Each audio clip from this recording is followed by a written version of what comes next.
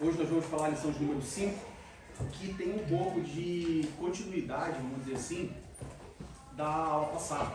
Na aula passada nós falamos sobre a lição número 4, a lição de número 4, onde nós falamos sobre a relação entre a fé cristã e o conhecimento científico. E nós vimos de onde que veio esse racionalismo todo, e nós falamos um pouco também sobre o fato da Bíblia não se opor à ciência.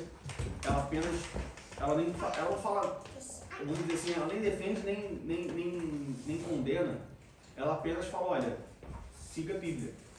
Você quer se envolver com ciência, você quer aprender ciência, você quer ir por essa área, o cristão ele é livre, ele é super bem-vindo de se aventurar pela ciência. Só tem que ter cuidado para não deixar que você contraponha a Bíblia com a ciência. Isso nunca deve acontecer. Mas ao contrário, contrapor a ciência com a Bíblia. Ou seja, entre a ciência e a Bíblia, o cristão ele deve ficar sempre com a Bíblia.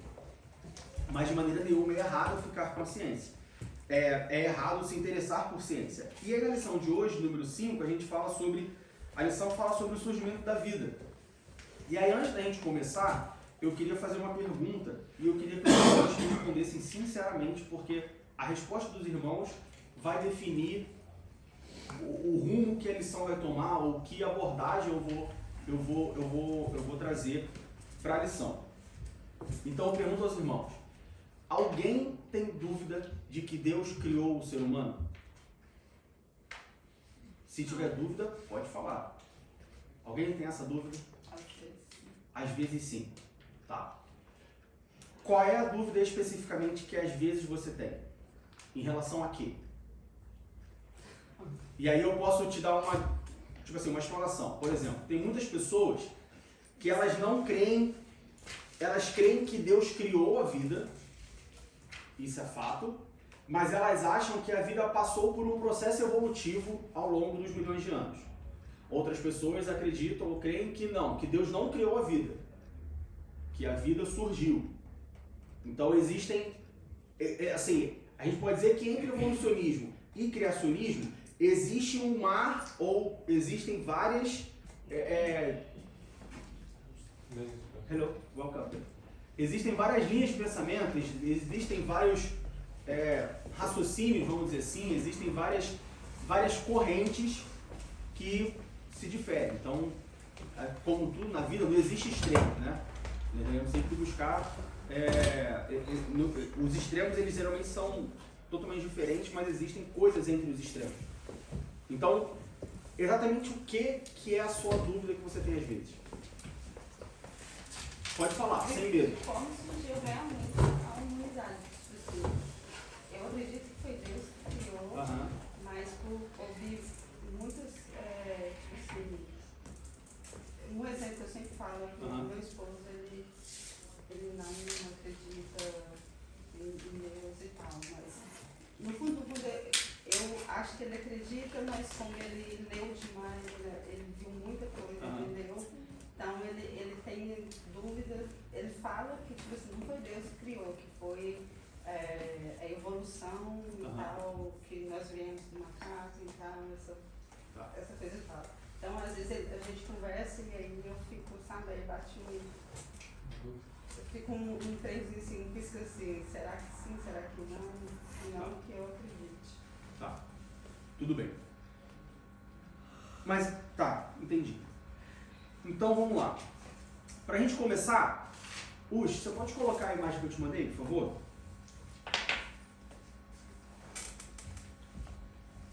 Eu te ajudo. Bom, mas enquanto a imagem ficar preparada, vamos ler o nosso texto base, que se encontra em duas passagens. A primeira é em Salmos capítulo 33, do versículo 6 ao versículo 9, e depois Provérbios capítulo 8, do 22 ao 29.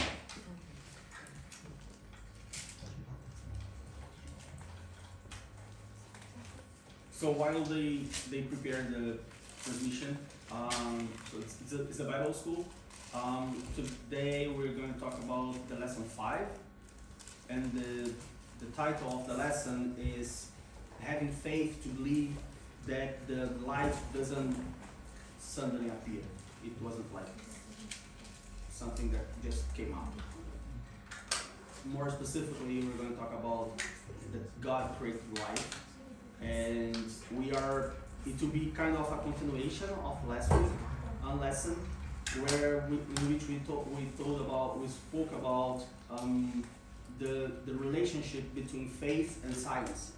So a lot of Christians, they believe that faith and science it's like one or the other, but in the end the Bible is not against science, and the problem is not the science itself. The problem is when people get the science to prove the Bible, and the Bible proves itself by itself. So it will be more or less a continuation from last week's lesson, but today more focused on the life creation or life appearance, doing the history and of course according to the Bible. We have two main passages of the Bible that we're going to read to start our lesson. The first one is on Psalm 33, chapter 33, and verse 6 to 9. And the second passage that we're going to read is Proverbs. Is that how it's? Is it Proverbs. Proverbs, yeah. Proverbs chapter 8, verse 22 to 29. Those will be the two main passages that we're going to base our study today.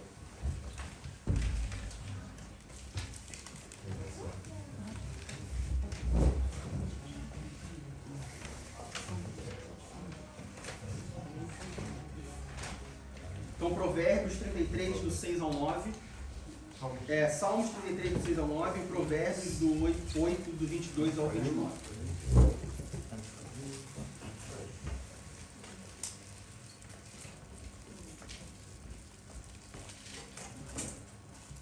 Salmos 33, do 6 ao 9, diz assim: Pela palavra do Senhor foram feitos os céus, e todo o exército deles, pelo Espírito da sua boca. Ele ajunta as águas do mar como num montão, põe os abismos em tesouros. Tema toda a terra ao Senhor, temam-no todos os moradores do mundo.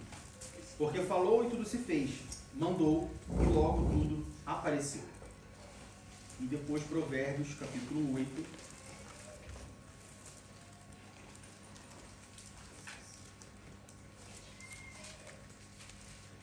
Provérbios 8. Do 22 ao 29. Provérbios 8, do 22 ao 29, diz assim: O Senhor me possuiu no princípio de seus caminhos, e antes de suas obras mais antigas. Desde a eternidade fui ungida, desde o princípio, antes do começo da terra. Antes de haver abismos, fui gerada, e antes ainda de haver fontes carregadas de águas. Antes que os montes fossem firmados, antes dos outeiros eu fui gerada, ainda ele não tinha feito a terra, nem os campos, nem sequer o princípio do pó do mundo. Quando ele preparava os céus, aí estava eu, quando compassava ao redor da face do abismo, quando firmava as nuvens de cima, quando fortificava as fontes do abismo, quando punha ao mar o seu termo, para que as águas não transpassassem o seu mando, quando compunha os fundamentos da terra.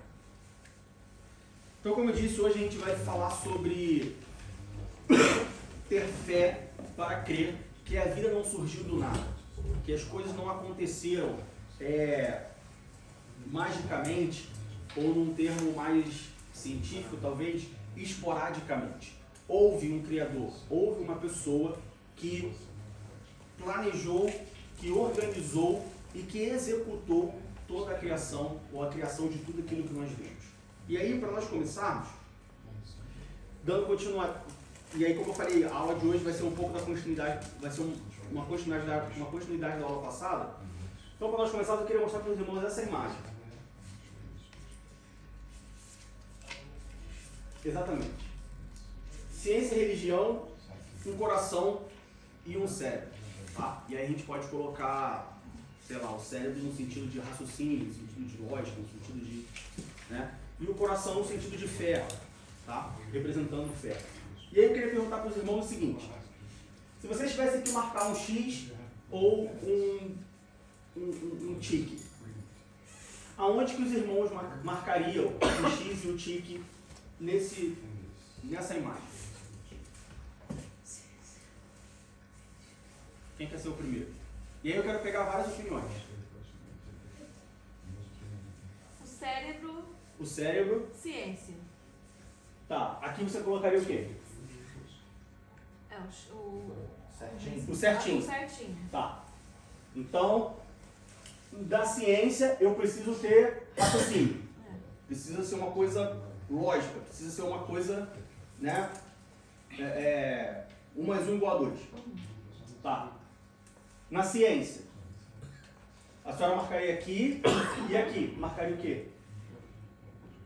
Aí eu colocaria o certinho também. Certinho também. Ah, Então, na ciência, para a irmã, na ciência você precisa de raciocínio lógico e você precisa também de fé, você precisa também de uma parte mais não exata, vamos dizer assim. Isso. E para a religião? Coração. Coração. Certinho. Ou seja, na religião você precisa de fé, você precisa da parte não exata. E aqui, a senhora marcaria o quê? Também é o certinho também. O certinho também? Por quê? Porque eu creio que Deus é exato. Que as coisas também, para Deus, Ele faz as coisas tudo certinho. Tá, mas o que eu quero... Esse exercício não é sobre Deus, é sobre nós. Ah.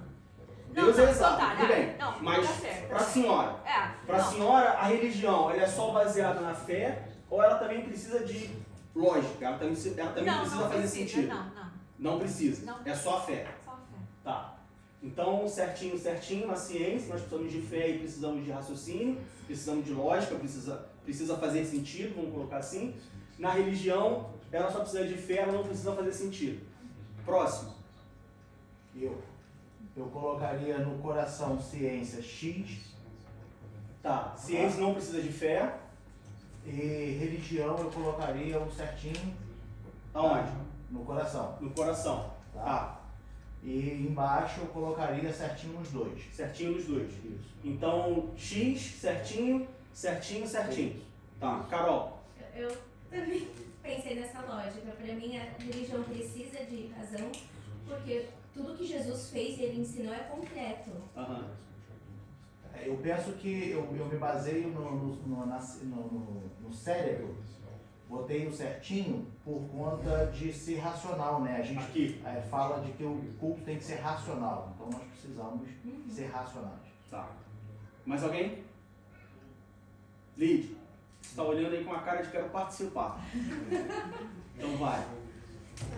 Cadê o Zé? Tá. Eu acho também, eu também acho que a religião também, colocaria o certinho, Aham. Aonde? em cima, No coração, no tá bom? coração. E embaixo também, Por quê? porque eu acho que a religião é como, mais ou menos como o pastor falou, né? E também a gente precisa do raciocínio da religião, né? Aham. E, Tá. e na ciência,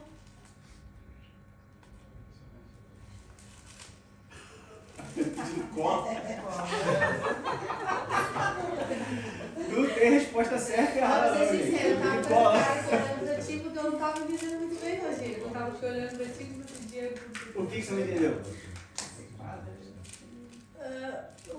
A parte da ciência eu não Você acha entendi. que ela precisa de razão É. ou ela só precisa de emoção? O coração é emoção. O cérebro é razão. Então, na ciência, você precisa de emoção e razão, só de emoção, só de razão. Na religião, na sua fé, você precisa só de razão, só de emoção e razão. Na ciência, na religião, a gente precisa da razão. Tá, na religião você precisa da razão. Uhum. E na ciência eu preciso do coração, Emoção. da emoção. Então, na ciência você precisa de emoção. E mais o quê?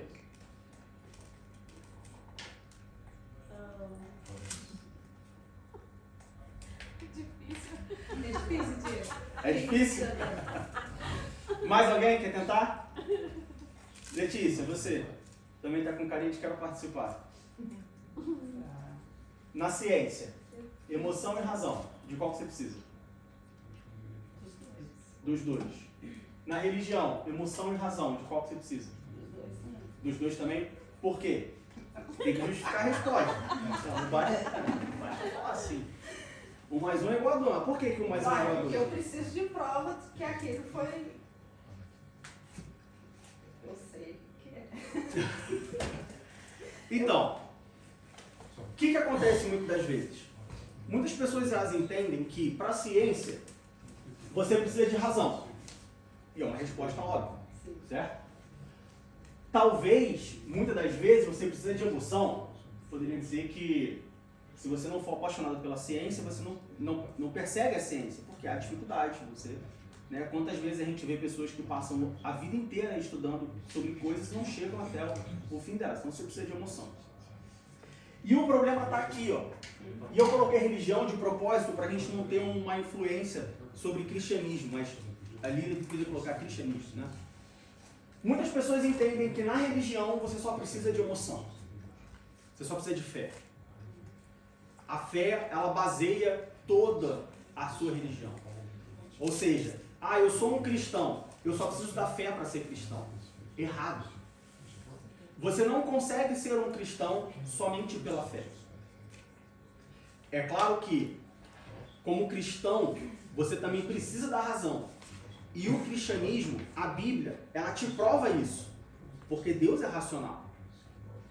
Porque tudo que nós vemos Deus fazendo, tudo que nós vemos Deus, o que Deus é, toda a palavra de Deus, ela é racional. Você pega a Bíblia, de Gênesis a Apocalipse, você vê raciocínio ali, você vê lógica ali, você vê uma coisa, você vê a razão na palavra de Deus, na execução de Deus, em tudo que Deus faz. Só que quando um cristão, quando uma pessoa que ela se propõe a seguir o cristianismo, ela se propõe a seguir a Bíblia, ela olha somente para a emoção e deixa de fora a razão, a gente entra no que a gente falou na semana passada, no final da aula, não sei se os irmãos se lembram, quando a gente falou que muitas pessoas não têm a sua cosmovisão formada. Quem lembra o que é cosmovisão? O que é cosmovisão? A forma como você vê as coisas, o seu entendimento. Cosmovisão é um conjunto de ideias que nós usamos para nos adequar, para interpretar e para julgar as nossas e as outras ações. Quando nós, como cristãos, criamos uma cosmovisão baseada na emoção, coraçãozinho, tudo que nós utilizarmos para adequar, interpretar e julgar vai ser baseada na nossa emoção, vai ser baseada na nossa fé. E aí nós chegamos na situação, ou na famosa situação, onde você fala para Deus assim, Deus criou o homem. E aí a pessoa, né, como a gente já ouviu, fala assim, não foi Deus que criou o homem. O homem veio do macaco. E aí você fala, não, Deus criou o homem. E a pessoa fala, não, o homem veio do macaco. Porque fulano de tal, tem um estudo assim assado, que diz que o Homo sapiens, ele veio do Homo não sei o que veio do Homo não sei o que lá, que veio do Homo não sei o que lá, e o DNA do homem, do macaco, 95% parecido, e o macaco é assim, o homem é assado, o macaco faz isso, o homem faz aquilo outro, e os dois se parecem muito. Existe um elo perdido, que a gente não encontrou ainda, mas o homem veio do macaco. Aí a pessoa cristã fala assim, não, mas Deus criou o homem. Aí a pessoa fala, tá, mas eu te dei aqui todo um conjunto de, vamos dizer assim, de provas, de estudos, que comprovam, ou que podem não comprovar 100%, mas que baseia a minha afirmação de que o homem veio do macaco. Qual é seu conjunto de informações, qual é o seu argumento de que o homem veio, que Deus criou o homem? Aí o cristão que só baseia a sua fé na emoção, só baseia a sua crença na emoção, fala assim, não, Deus criou o homem, está escrito na Bíblia. Está escrito na Bíblia, assim, é meio certo. Está escrito na Bíblia, ok. Mas, se você fala com uma pessoa que não crê na Bíblia, que é verdade porque está escrito na Bíblia, a pessoa vai falar, tá bom. se você está dizendo. É como alguém chegar para mim, trazer um livro para mim, sei lá, em chinês e falar, olha, aqui nesse livro em chinês está escrito isso, isso e isso. O que você acha? Eu acho que está certo. Sei lá, eu não falo chinês. Se você fala chinês e está dizendo que está, então tá. Assim, eu não acredito, não posso validar, não posso concordar com você. Então, muitos problemas relacionados à ciência e à Bíblia, nós já falamos na semana passada sobre alguns, e hoje mais especificamente sobre o fundamento da vida. Eles existem, eles começam do lado do cristão, por quê? Porque o cristão baseia a sua fé somente na emoção. Ele deixa de fora a razão, porque eles foram levados a crer que na cosmovisão cristã, ou seja, no conjunto de ideias que são utilizadas para se adequar, interpretar e julgar as nossas ações e as ações ao nosso redor, elas são baseadas somente na emoção. Tire isso do seu coração. É por causa disso que muitas pessoas se desviam. Porque elas foram criadas dessa maneira quando crianças. Elas crescem dessa maneira quando adolescentes. Quando elas chegam na juventude, elas descobrem o mundo. Ou quando você começa, às vezes você foi criado, infância, adolescente, juventude, você está com 60 anos de idade. E aí aconteceu algum evento na sua vida que você começou a descobrir o mundo. Sei lá, talvez você passou 60 anos da sua vida numa cidade no interior do Nordeste. E aí com 60 anos, você sai do interior do Nordeste e você vai e se muda para a Europa, onde você conhece vários, ou se muda para a cidade grande, se muda para São Paulo, uma cidade grande, maior cidade do Brasil, onde você tem contato com várias pessoas, onde você tem contato com pessoas de diferentes lugares, de diferentes crenças, com diferentes formações acadêmicas.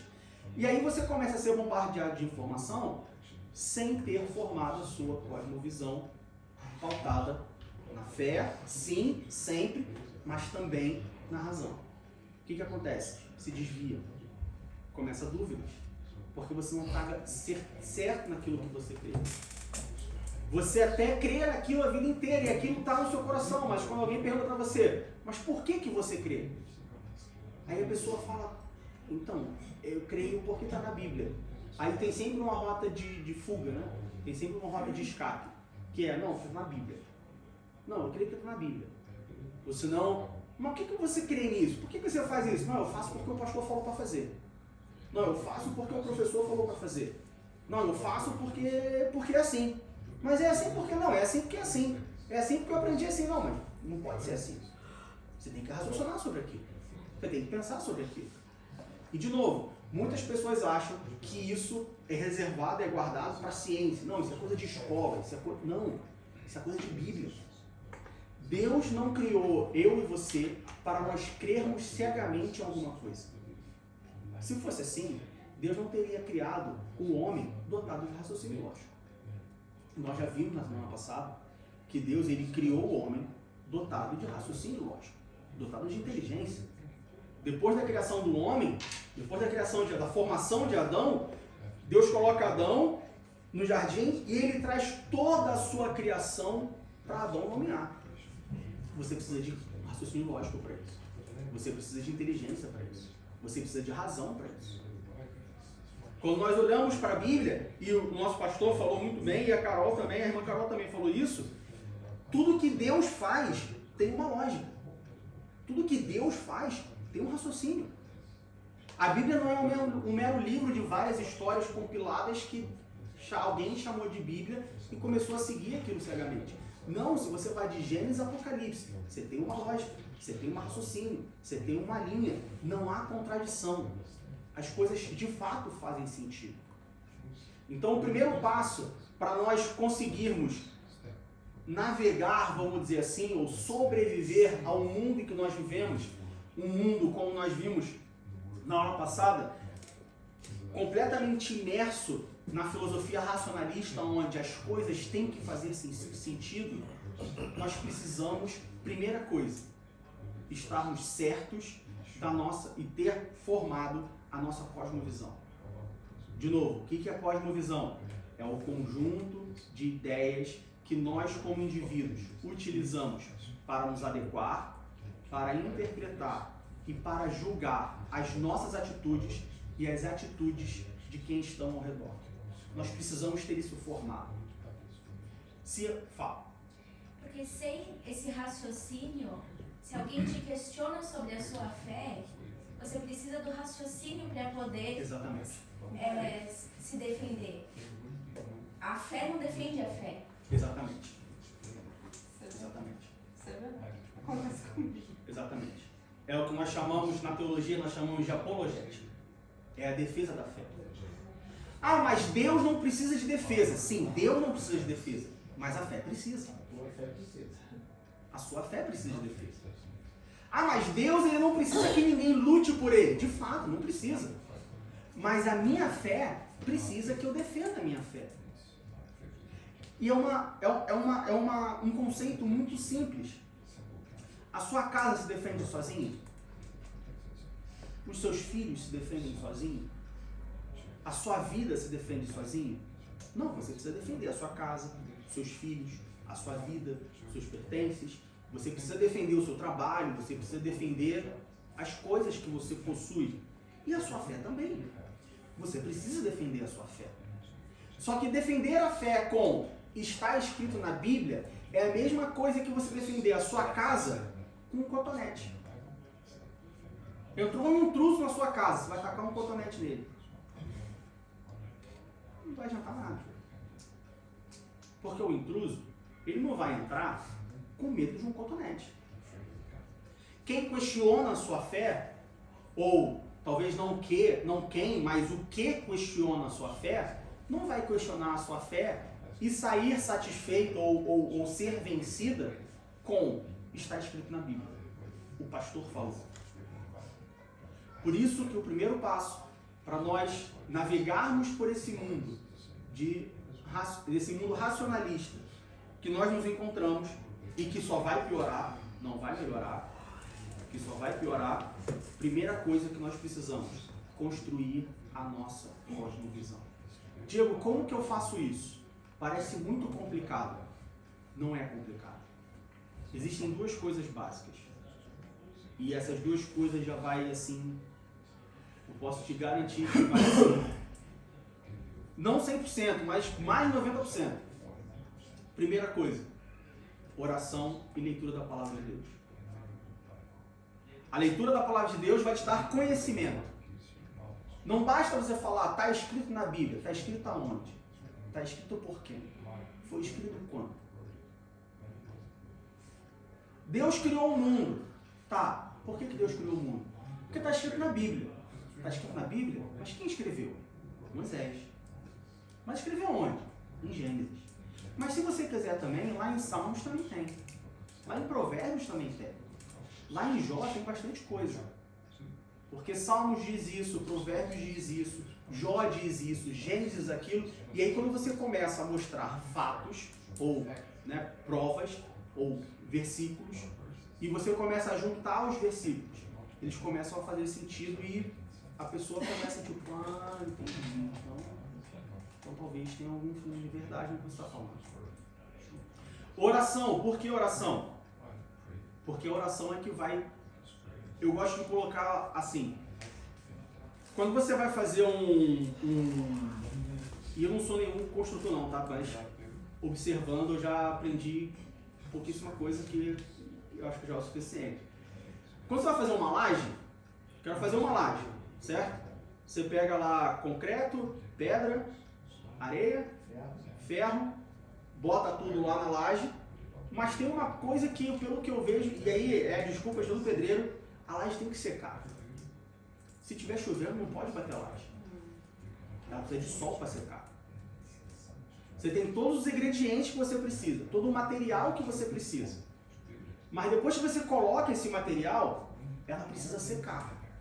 E secar, não adianta você ficar soprando a laje. Secar, não adianta você pegar lá, juntar todos os pedreiros da obra, pegar secador de cabelo e ficar secando a laje. Não, quem seca a laje é o sol. Não tem o que fazer. Portanto, que eu vejo, já vi várias vezes, a obra está parada. Mas por que a obra está parada? Não, porque o tempo está úmido, porque está chovendo, porque aí não vai secar a laje. Tem que esperar fazer sol para secar a laje. E depois que tem sol, até onde eu sei, ela seca relativamente rápido. É isso mesmo? Sim, e tem que ficar molhando. Tem que ficar molhando para secar. Mas tem que ter sol. Tem que ter sol. Tem que ter sol. Senão não amadurece o cimento. A oração é o sol da laje. Você tem todo o material, todo o conhecimento bíblico, mas só vai secar se tiver sol. Só vai ficar no seu coração se tiver oração. Se você orar e falar assim, Espírito Santo de Deus, eu acabei de ler que Deus criou o homem. Mas, assim, eu creio, mas eu preciso do sol aqui para secar essa laje no meu coração. Pode me ajudar? Aí o Espírito Santo ele vai confirmar no seu coração que Deus criou o homem. Depois que o Espírito Santo confirmar no seu coração de que Deus criou o homem, e aí eu estou usando a criação do homem porque é o tema da nossa lição, mas isso você pode expandir para qualquer outro conhecimento acerca da Bíblia. Você pode ter certeza que para essa laje quebrar vai ser difícil. Alguns acontecem quando nós chamamos de apostasia, quando você apostata da sua fé. É possível, nós vemos isso na Bíblia.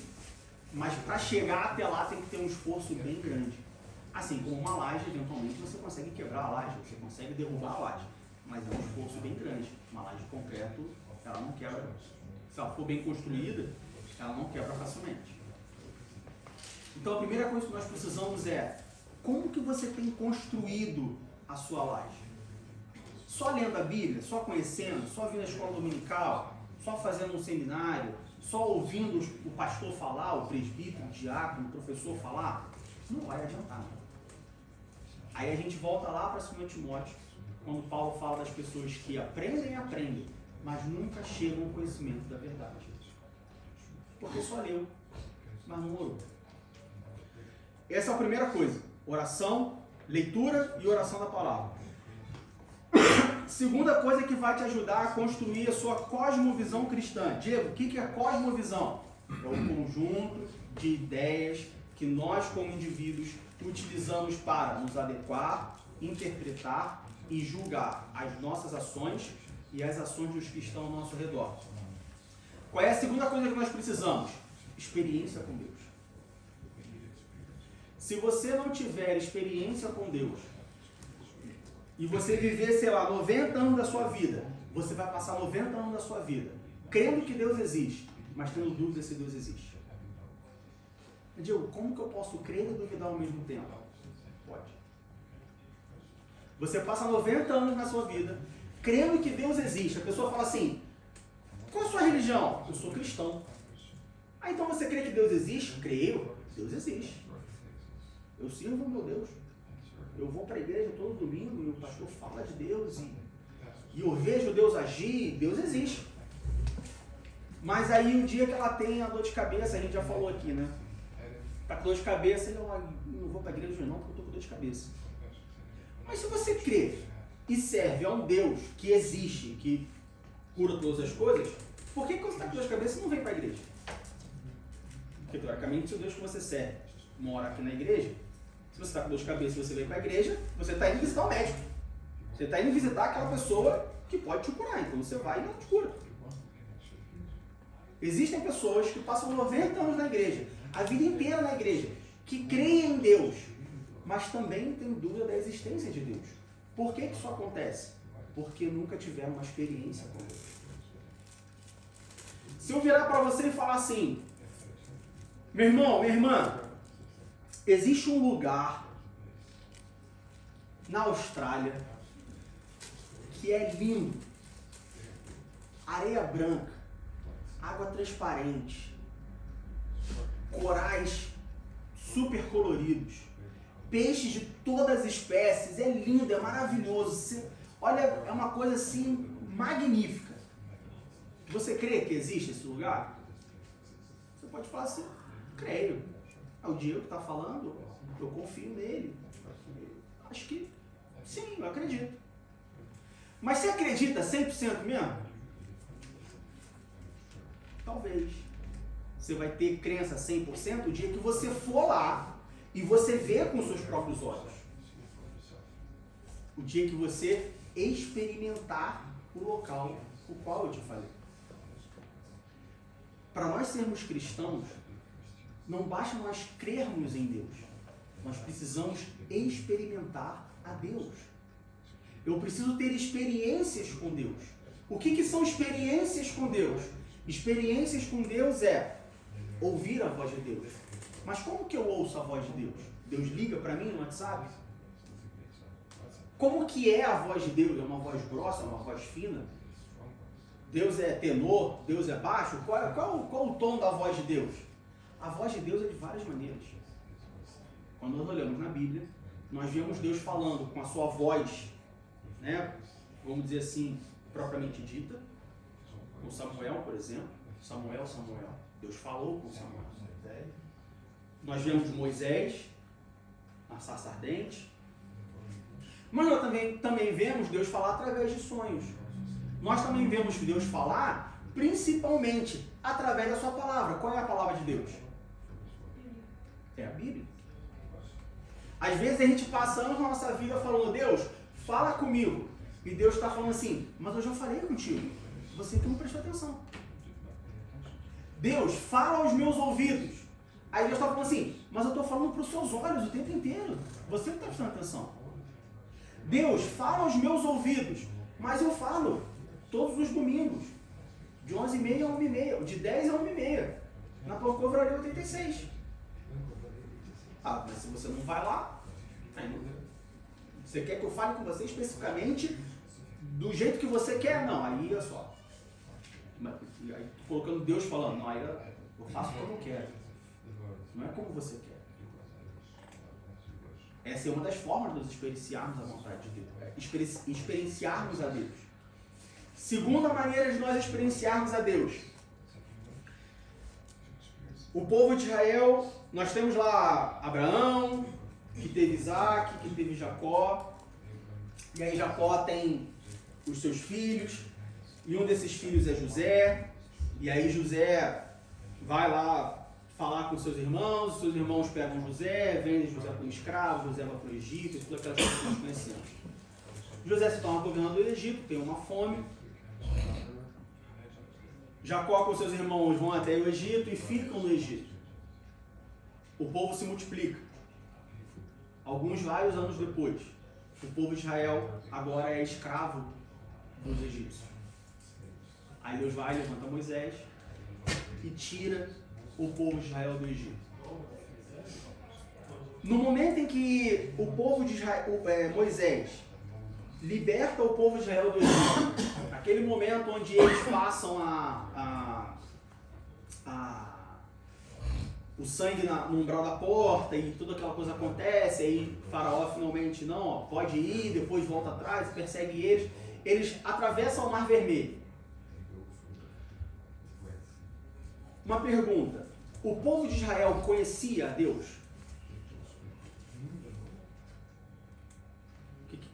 Quem quer responder? Creio eu Que não. clamava a Deus para libertar daquela situação. Mas tanto que eles reclamavam, mas eles questionavam mais Moisés. Moisés, mas você tirou a gente, esse Deus como se eles não pertencessem. Como se eles não pertencessem. A irmã falou a palavra que eu queria. Esse Deus tirou a gente lá do Egito para vir morrer aqui. Por que não matou a gente lá mesmo? Esse Deus. O povo de Israel não conhecia a Deus. Tanto que eles falam, a irmã, glória a Deus pela sua vida, a irmã usou a palavra que eu queria. Tanto que eles falam, esse Deus, não o nosso Deus. É essa Bíblia, não a minha Bíblia. Palavras importam. Quando nós estamos lendo a Bíblia, palavras importam.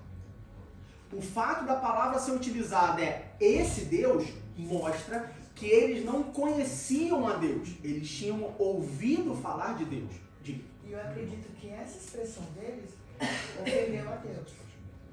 Claro que ofendeu. É como se fosse um filho. Claro que ofendeu. Imagina Deus falando assim, nossa, poxa, mas isso de mim que eles mas eu tirei vocês de lá. Eu passei vocês pelo Mar Vermelho e vocês falam, esse Deus? O que mais vocês querem? O que mais vocês precisam? Quando que o povo de Israel vai conhecer a Deus de verdade? Quando ele tem experiências com Deus. Quando que ele tem experiências com Deus? Quando que o povo do deserto passa a ter experiências com Deus? deve ser do Jordão? No Mar Vermelho? Não. Depois do Mar Vermelho. Quando que o povo de Israel passa a ter experiência com Deus? Ou aonde que o povo de Israel passa a ter experiência com Deus? No deserto.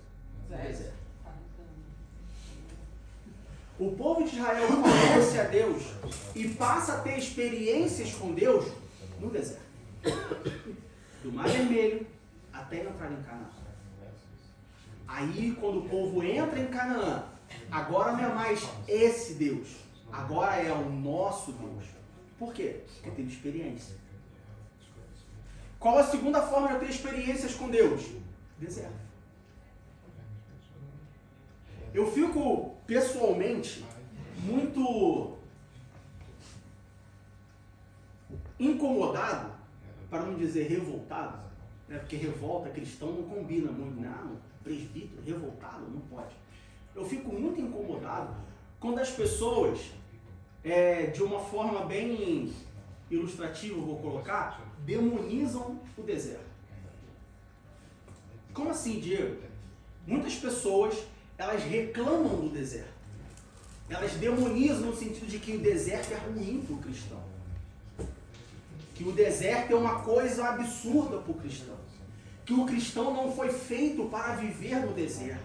Que deserto não é lugar de crente. Vamos lá. Aonde que o povo de Israel teve experiências com Deus e passou a conhecer a Deus? Para onde? No deserto. Vamos andar um pouquinho na Bíblia. Aonde que Jesus, para onde que Jesus foi depois que ele foi batizado, como, vamos dizer assim, preparação para o seu ministério? Deserto. Saulo estava em Jerusalém e pegou cartas para perseguir cristãos em Damasco. No meio do caminho, Jesus aparece para ele, ele se converte. Ele passa 3 anos, 3 dias cego, depois ele recupera a sua visão. Para onde que ele vai? Deserto. Deserto não é ruim, pessoal. 3 anos já, né? Deserto não é ruim. Ruim é você ficar no deserto e não aprender nada. Mas estar no deserto, passar pelo deserto, não é ruim. Quem disse isso para você? Já sei, é a teologia da prosperidade. A falsa teologia, os falsos teólogos, os falsos pastores, os falsos líderes, dizem para mim e para você que deserto é um lugar ruim. Mas o povo só conheceu a Deus depois que passou pelo deserto. O povo só teve experiências com Deus depois que passou pelo deserto. Jesus se preparou no deserto. Paulo se preparou no deserto. Davi foi para o deserto. Elias passou pelo deserto. Abraão passou pelo deserto.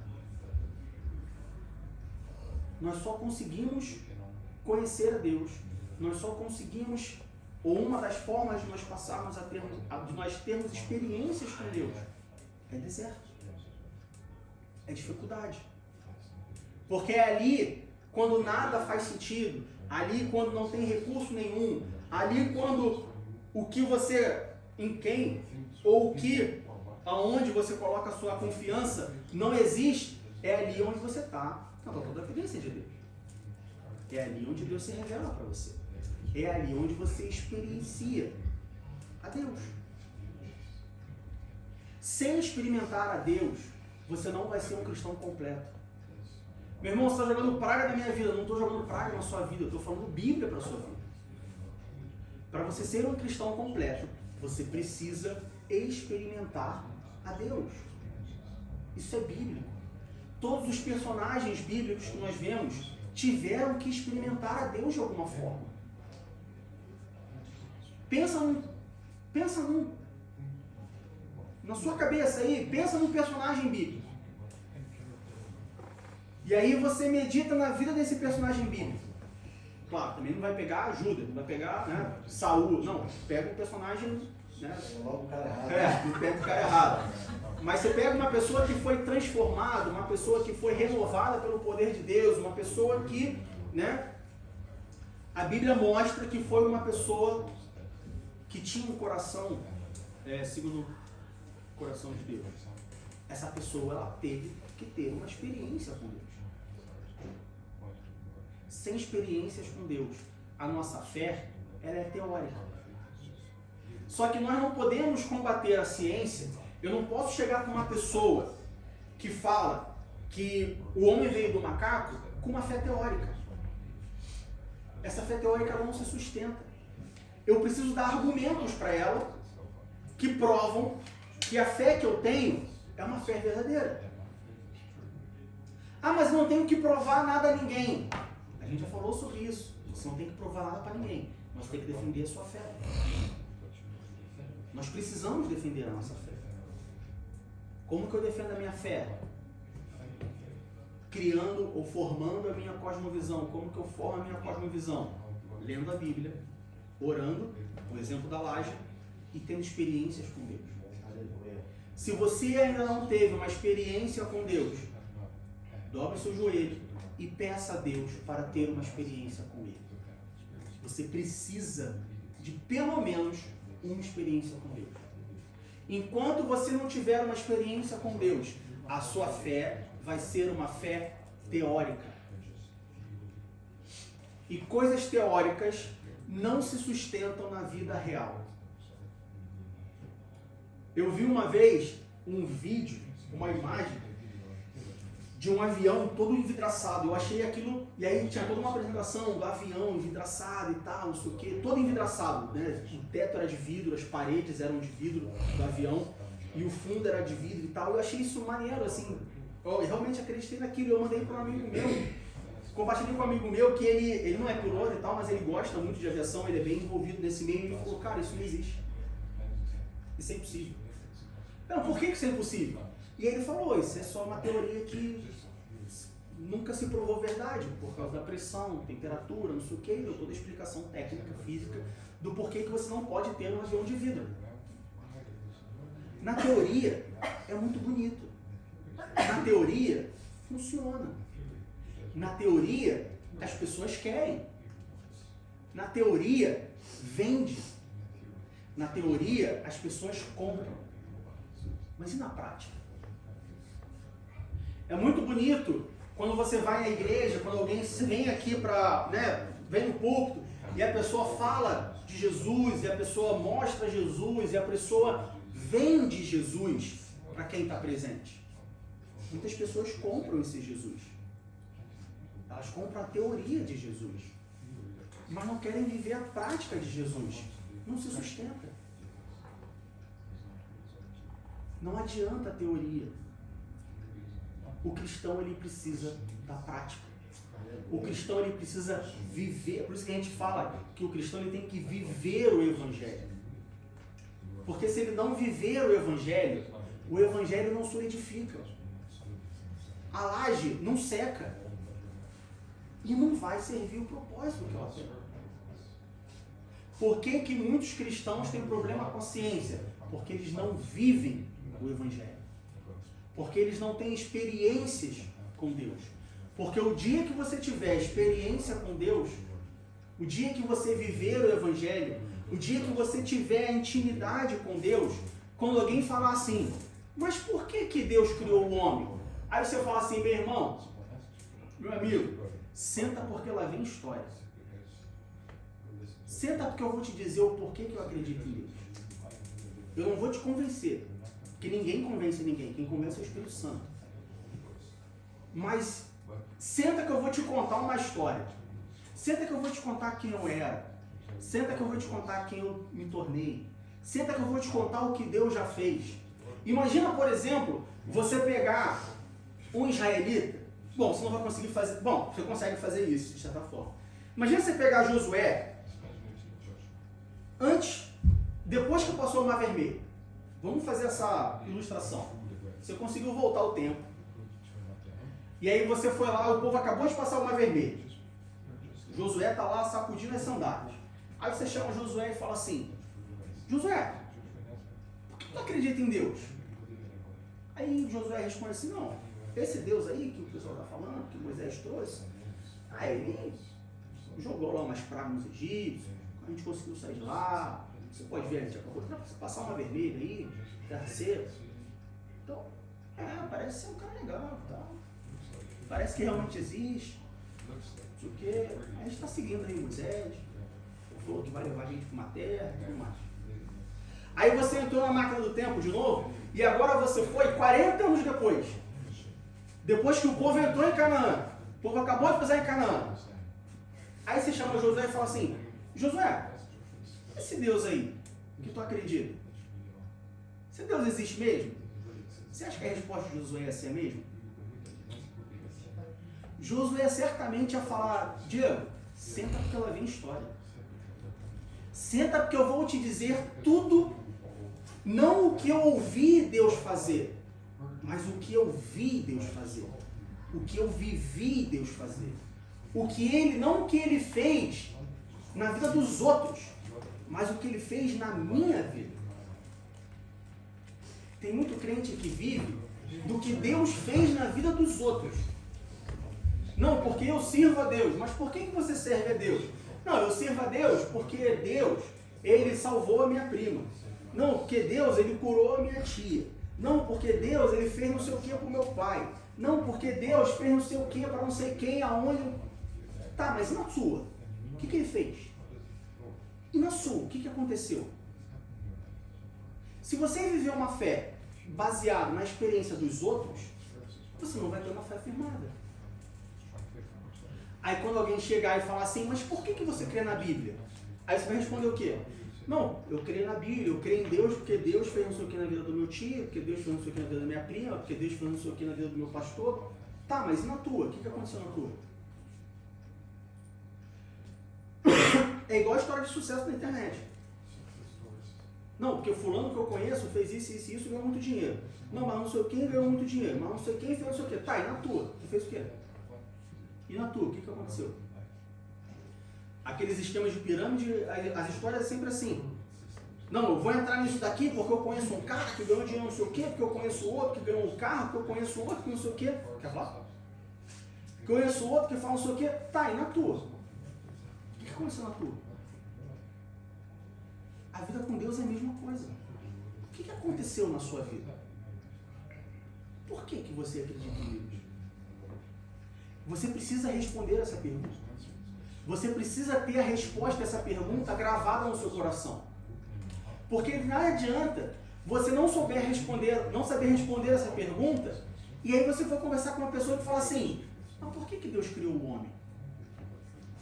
Se você não consegue responder por que você crê em Deus, você não vai conseguir responder por que Deus criou o homem.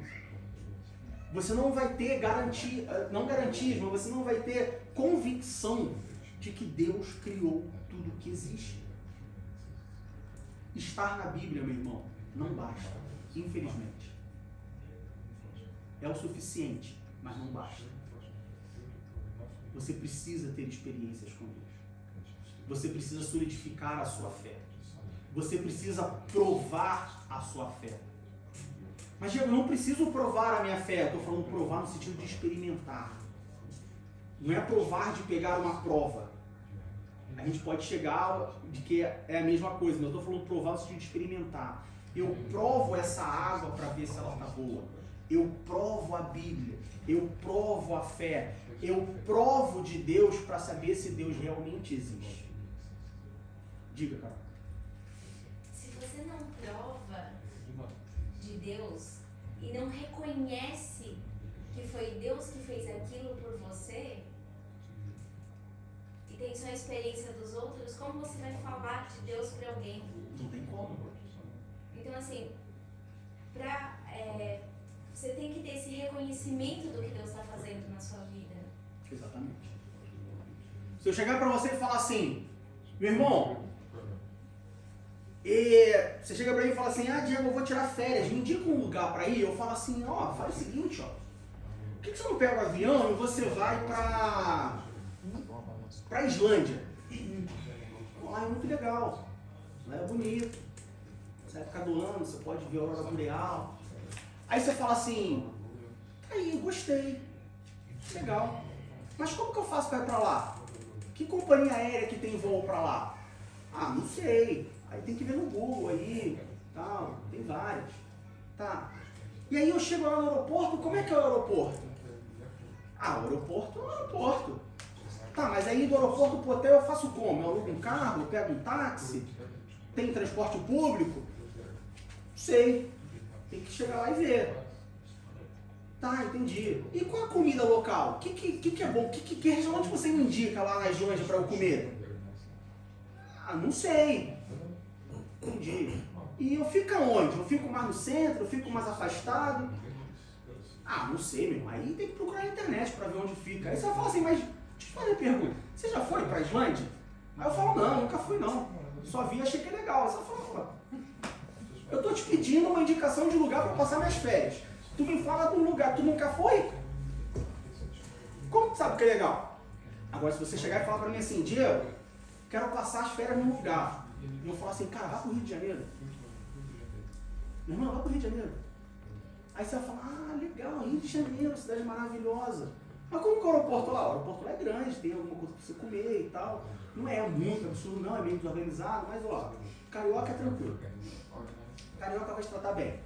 Tá, e chegando no aeroporto, eu faço o quê? Ó, não pega táxi, porque os táxis lá são caloteiros. A melhor coisa que você faz é você tentar pegar um Uber, se você tiver algum conhecido, se você quiser me dar o número do teu voo, eu posso pedir pro meu pai lá, te pegar no aeroporto, te levar para algum lugar e tal, não sei o que. Ah, legal. Aonde que eu fico? Eu ouvi dizer que tem um bairro chamado Lapa. Não, não fica na Lapa não, lá é perigoso. Fica em outro lugar. Ó, vai, eu posso te dar dica. Por quê? Porque eu conheço. Porque eu já experimentei. Como que você vai falar de Jesus para uma pessoa se você nunca experimentou Jesus? Como que você vai testificar? Como que você vai falar, Deus criou o homem, se tu nunca experimentou a Deus? Se tu nunca conheceu a Deus? Você só ouviu falar de Deus. Conhecer é uma coisa. Ter experiências é outra completamente diferente. Aqui nós temos 2, 4, 6, 8, 10, 12, 14 pessoas. Eu conheço as 14 pessoas que estão aqui, mas eu só tenho experiência com metade delas. Se bobear nem isso. Se me perguntar qual é a comida que a nossa irmã mais gosta, se nem a mais gosta, eu não sei. Não faço a mínima ideia. Eu sei que ela come, porque né, todo mundo come, mas o que ela gosta de comer, não faço ideia. Porque eu não experimentei. Porque eu não tenho intimidade. Então, antes da gente responder a pergunta, ou antes da gente entrar no assunto de que, e já se foi quase a aula inteira, mas antes da gente entrar no assunto de que não, Deus criou o homem, ter fé para Deus criar o homem, primeiro eu preciso ter fé em Deus. Primeiro eu preciso conhecer a Deus. Primeiro eu preciso experimentar a Deus. Sabe por quê? Porque um dos argumentos que você pode utilizar para provar ou para mostrar que Deus criou o homem, tá, por exemplo, vamos abrir em Hebreus capítulo 1, versículo 3.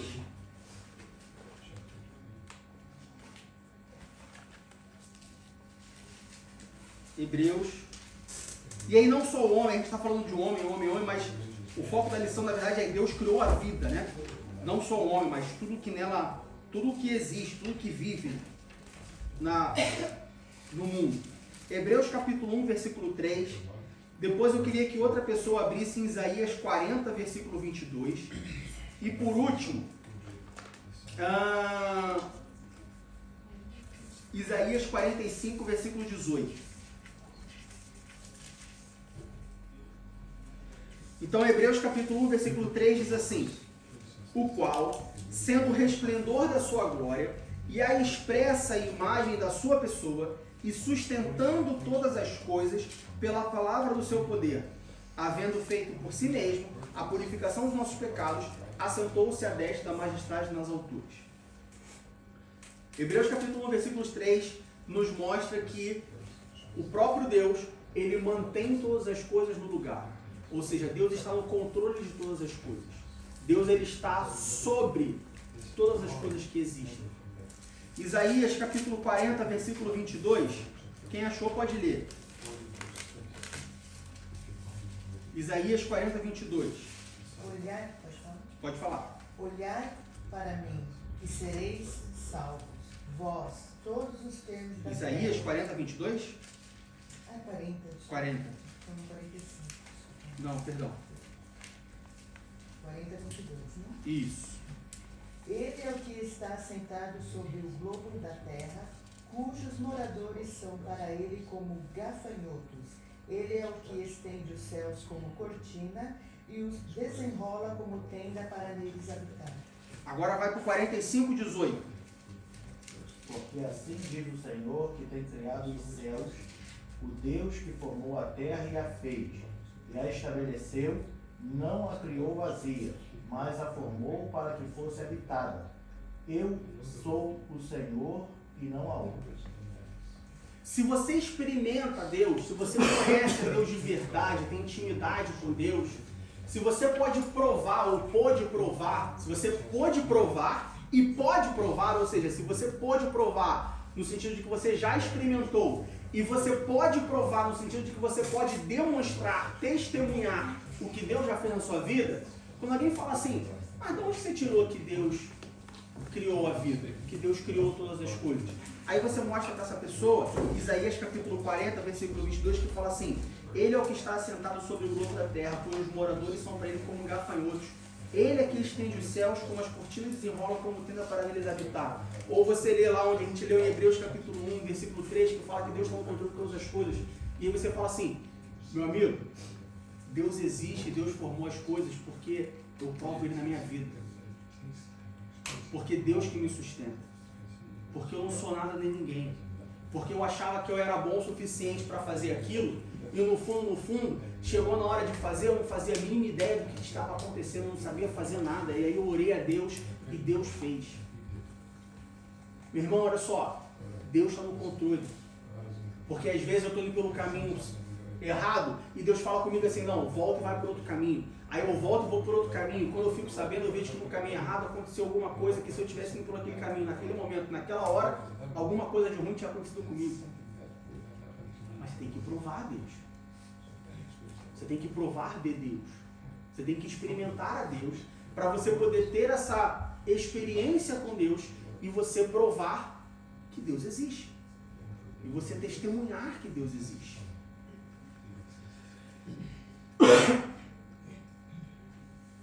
Quando nós abrimos a nossa Bíblia, em 1 Pedro, capítulo 2, versículo 2. 1 Pedro, capítulo 2, versículo 2.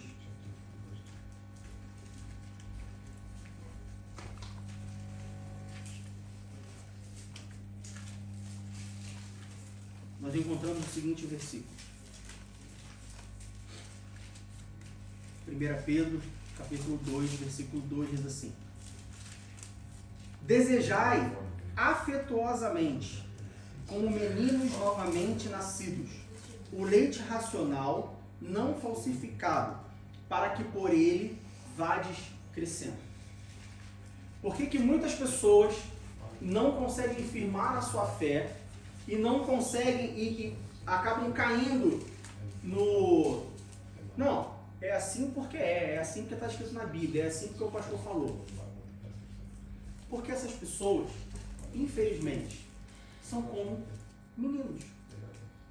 1 Pedro capítulo 2, versículo 2. Meninos. Bebês. Crianças. Espiritualmente falando. São pessoas que se converteram.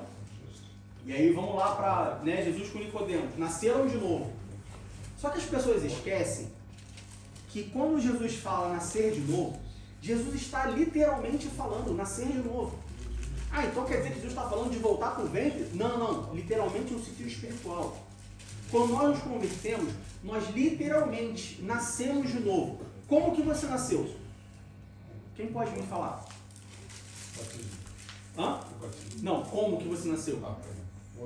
Original. Como que você nasceu? Vinícius, você nasceu de calça jeans, sapato marrom, camisa social e blazer? De óculos e barba? Como que você nasceu? Pequenininho, sujo, pelado? Alguns sem cabelo? Quando você nasceu, você aprendeu, você sabia andar? Quando você nasceu, você sabia comer? Quando você nasceu, você sabia beber? Quando você nasceu, você sabia... o que você fazia quando você nasceu? Nem chorar você sabia, você emitia sons. Você não sabia chorar, você emitia sons. Ao longo do tempo, você foi associando que quando você emite sons, você expressa a sua vontade. Você expressa o seu sentimento. E aí você usa isso para comunicar que você está com dor, para comunicar que você está com medo, para persuadir a sua mãe, a seu pai a fazer alguma coisa que você quer. Quando nós nascemos de novo, nós precisamos aprender tudo de novo. No sentido físico? Obviamente que não. Ninguém esquece como andar porque se converteu. Mas no sentido espiritual, você precisa aprender a comer. Como assim aprender a comer espiritualmente? A comer. A ler a Bíblia, a estudar a Bíblia. Adquirir conhecimento, comer espiritualmente. A gente fala sobre comer espiritualmente, a gente está falando sobre o quê? Sobre ter o conhecimento, sobre ter a experiência para nos fortalecer, para virarmos, né, crentes mais fortes. Crescer espiritualmente. Então, espiritualmente falando, depois que você se conversa, você precisa aprender a comer. Se uma criança ficar tomando leite materno a vida inteira, essa criança não vai crescer uma criança forte e saudável. Chega um momento que o médico fala, olha só, mãe, agora você não precisa mais dar tanto amamentação, agora vamos começar com, né, a comida sólida. E aí você tem que comer sólido para fortalecer o mandíbula, para fortalecer o maxilar, a dentição, não sei o que, para falar. Tem toda uma explicação do porquê uma criança precisa aprender a comer comida sólida. Não é somente os nutrientes, o desenvolvimento da criança. Um cristão recém-convertido, ele precisa aprender a comer. Porque da onde ele vai comer, o que ele vai comer espiritualmente falando, vai ajudar em todo o seu desenvolvimento. Um cristão, ele recém-convertido, ele precisa aprender a andar sozinho, pelas suas próprias pernas. Senão ele vira o crente que só é crente dentro da igreja. Fora da igreja ele não é crente. Por quê? Porque ele não sabe andar sozinho. Ele só sabe andar se tiver alguém com a mão, levando ele. Aí é aquele crente que quando, né, a pessoa que costuma andar com ele está fora, aí a pessoa fica perdida, tipo, caramba, e agora? O que eu faço? Para onde eu vou? Sem nem o caminho da igreja, sem nem o endereço da igreja, porque o irmão todo domingo passava aqui e me pegava para levar, e o irmão achava que estava fazendo isso, coitado, está fazendo isso legal, porque é longe e tal, eu tenho carro, então eu vou levar o irmãozinho para a igreja. Mas aí o irmão não sabe nem ir para a igreja quando o irmão do carro está viajando, por exemplo. A pessoa não sabe andar, não aprendeu a andar. Pedro diz, capítulo 2, versículo 2 da sua primeira carta, desejai afetuosamente como meninos novamente nascidos, o leite racional, não falsificado, para que por ele vades crescendo. Você já viu um bebê quando ele começa a andar? Eu acho que a maioria daqui já teve filho, se não todos. A criança quando começa a andar, se você pegar na mão dela, ela fica irritada. Se você pegar no colo, ela esperneia. Por quê? Porque ela quer andar. Ela quer correr. Ela quer descobrir. E o crente, quando nasce de novo, muitos crentes, quando nascem de novo, eles não querem ir sozinhos, eles querem acompanhamento o tempo inteiro. Eles não querem se desenvolver, eles não querem correr sozinhos, eles não querem andar sozinhos. Eles querem ter sempre alguém ali ajudando, cercando. No início, sim, tem que tomar cuidado para não cair, mas chega uma hora que, como cristão, novo convertido, você tem que andar sozinho, meu amigo. Você tem que começar a correr. Ah, mas se eu correr eu vou me machucar. Faz parte da vida. Jesus está ali para te curar.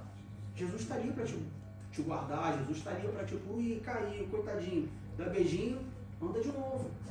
Lá na frente vai cair de novo. Coitadinho, pega, anda de novo.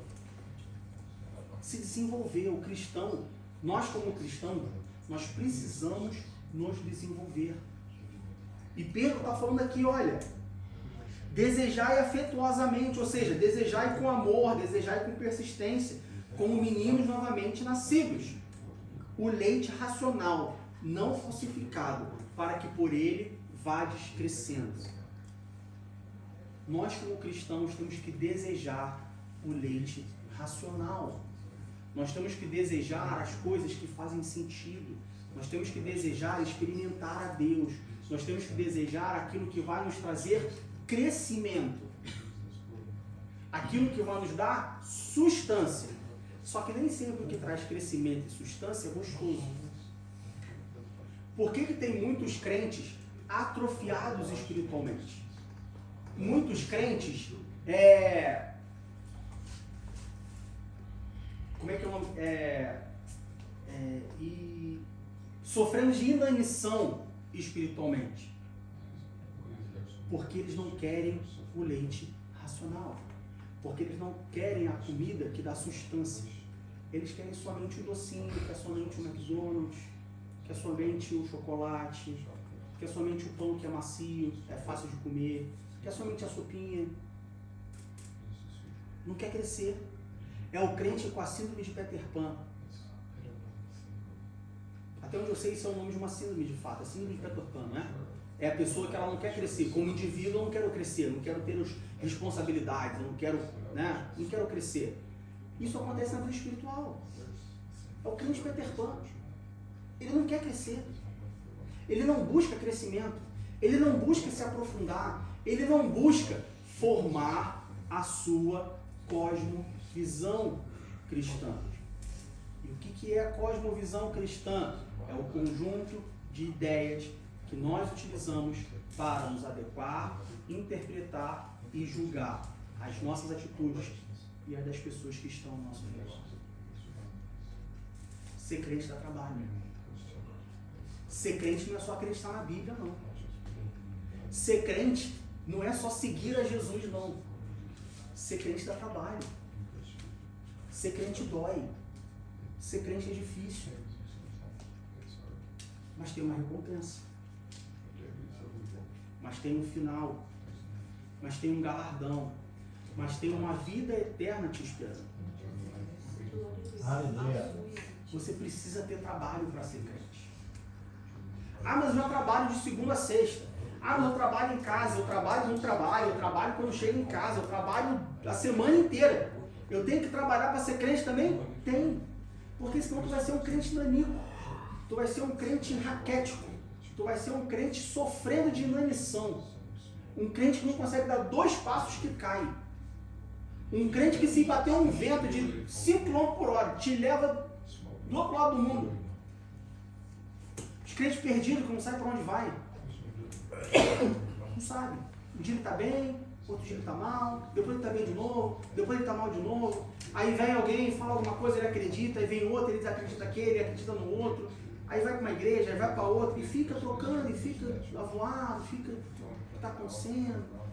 Um dia Deus é bom, outro dia Deus é mau. Um dia Deus criou o homem, outro dia Deus não criou mais o homem. Um dia Deus criou o mundo, outro dia, não sei bem, veja bem, porque fulano falou, verdade, tem um ponto, então eu acho que eu vou mudar minha opinião, vou estudar mais um pouco para ter certeza, para ter garantia. É crente nanico, é crente infantil, é crente bobo. Tem muito crente assim, que não está firme. E por que não está firme? Porque não buscou, porque não experimentou,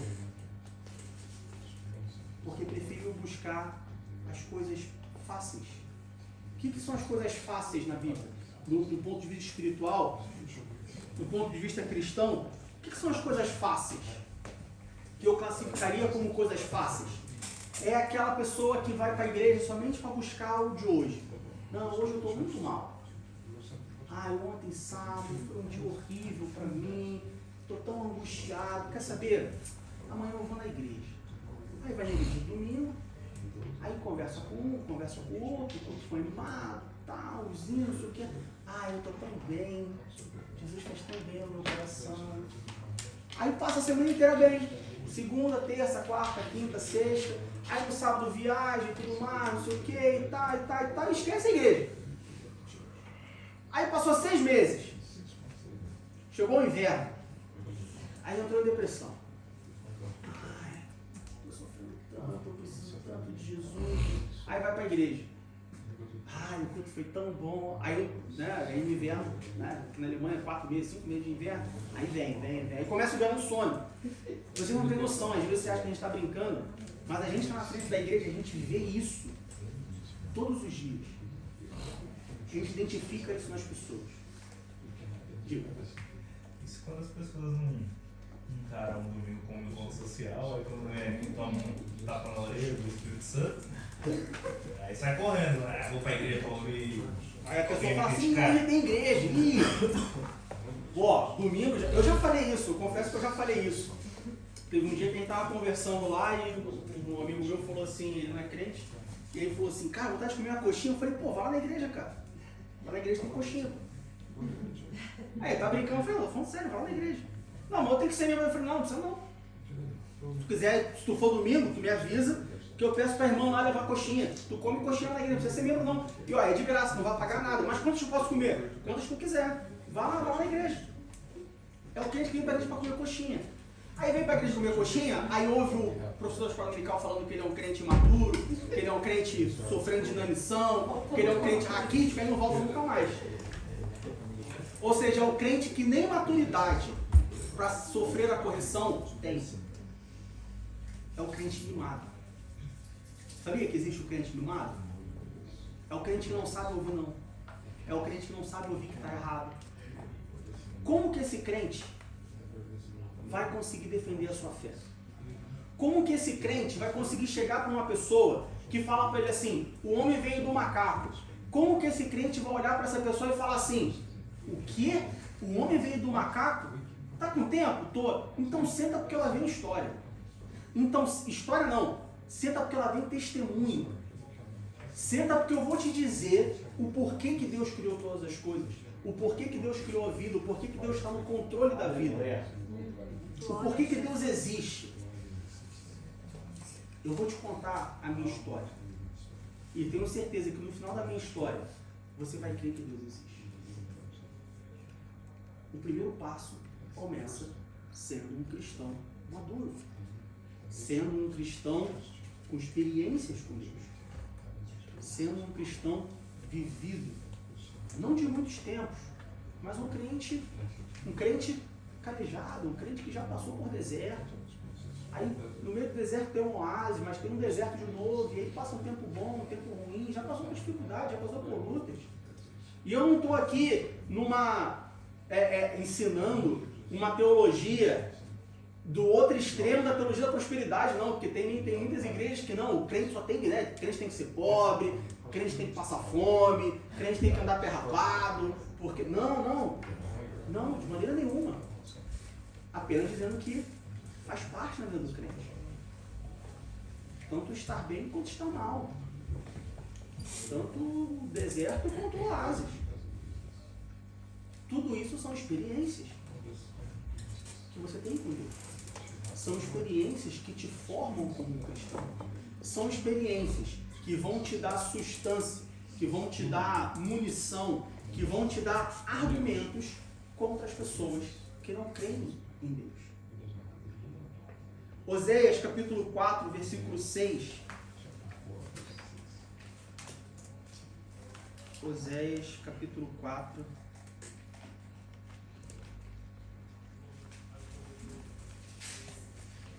Versículo 6.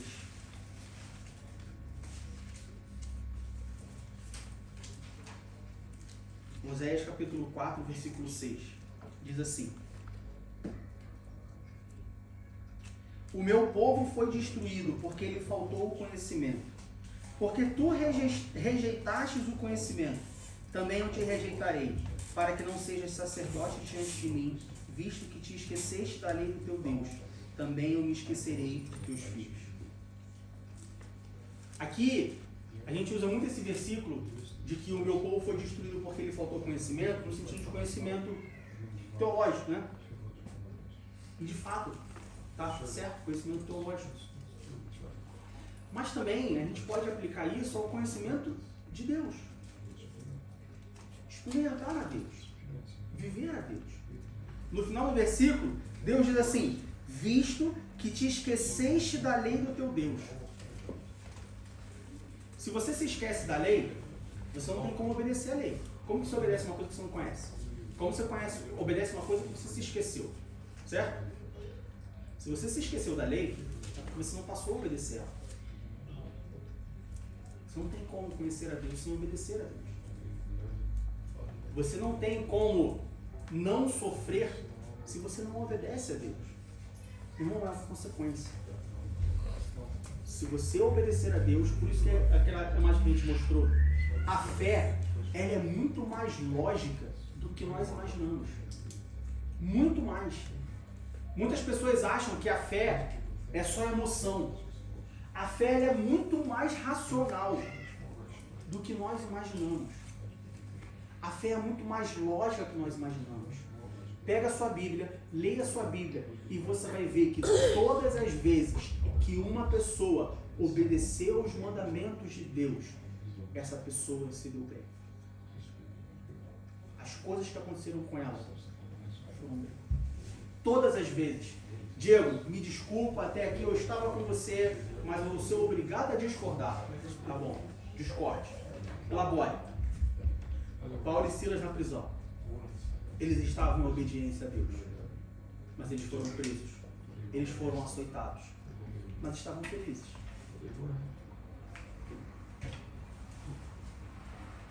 Estavam felizes, não estavam? Se não estivesse feliz, não estava cantando. Mas o que aconteceu com eles depois que eles saíram da prisão? Eles rejeitaram a Deus? Não.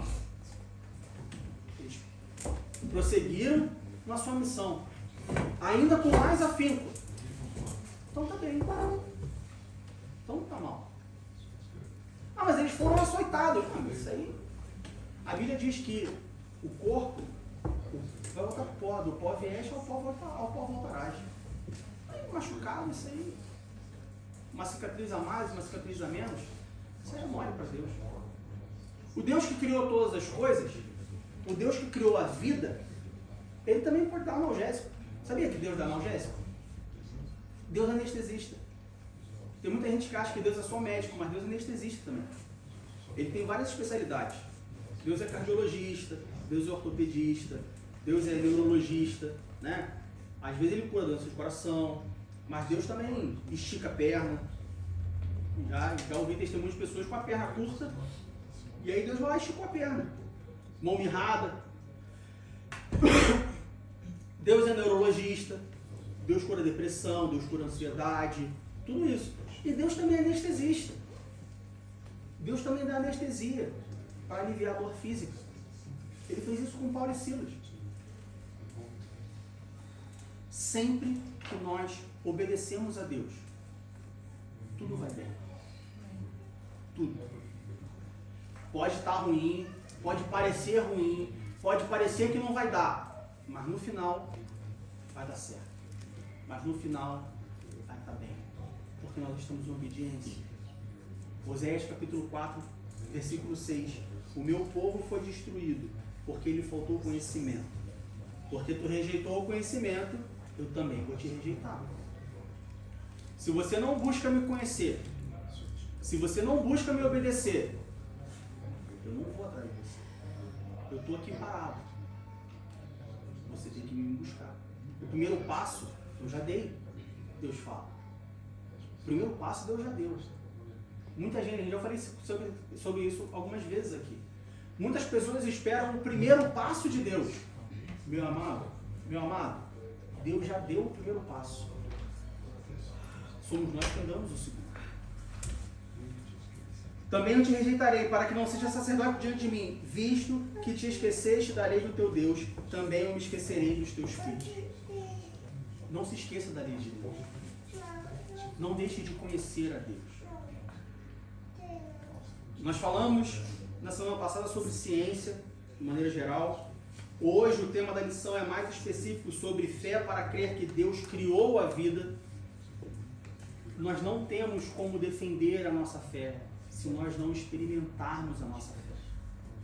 Antes de você se preocupar em ter fé para crer que Deus criou a vida, se preocupe em ter fé.